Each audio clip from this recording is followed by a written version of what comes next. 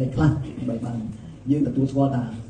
ការពិសាកាហ្វេនេះខ្មៅនេះទៅវាមានសារៈប្រយោជន៍យ៉ាងខ្លះបែបណែនាំថាលោកពូត្រូវទទួលពិសាឆ្នាំទឹកនោមផ្អែមនេះមួយជីវិតធ្វើឲ្យអារម្មណ៍ខ្ញុំកាន់តែគ្រប់គ្រួសារប្រហែលជាមិនជាខ្ញុំក៏ចាប់ដើមប្រើចេញខ្មៅនេះ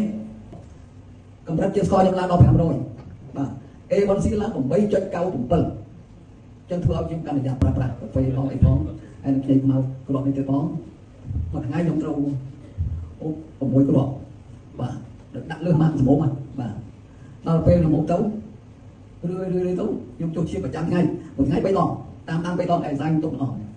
500ឡើង500រហូតមកដល់10ថ្ងៃនេះទៅវិញ10ថ្ងៃវាដល់ត្រឹមតែ120ទៀតនេះចុះដល់70 90 80សុខភាពគឺជាទី1បាទបើសិនអស់លោកស្រីប្រាប់បងប្អូនថាវាថ្លៃអានោះមិនដឹងជីវិតថ្លៃជាង